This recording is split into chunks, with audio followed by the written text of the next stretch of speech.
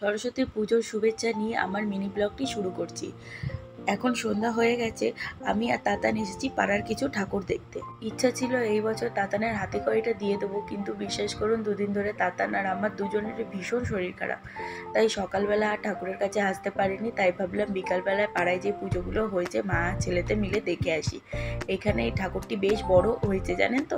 এখানে সব বাচ্চাগুলো নাচানাচি করছে, তাতান দেখে সেখানেই দাঁড়িয়ে পড়েছে নাচ দেখবে। আর সাথে করে আজকে আপনাদের দেখাবো এই সেই মন্দিরটা। এটা একটি রাধাকৃষ্ণের মন্দির। আমি আগের ব্লগেই দেখেইছিলাম এই মন্দিরটি উদ্বোধন সেই সময় হয়নি, আজ সরস্বতী পুজোর দিনেই মন্দিরটি উদ্বোধন হচ্ছে। চলুন ভিতর দিয়ে দেখানো যাক। আর কেউ যদি এই মন্দিরটায় আসতে চান তাহলে তারা সোনারপুর থেকে অটো ধরে নেতাজি মোড়ে আসলেই এই মন্দিরটির সামনেই নামিয়ে দেবে। চলুন ভেতর দিয়ে দেখা যাক। এই দেখেন, ভিডিওটা তাহলে এখানেই শেষ করছি। আর এটি হলো তাতানের পাপাইয়ের জন্য একটা সারপ্রাইজ গিফট, যেটার কারণটা আমি পরের ভিডিওতে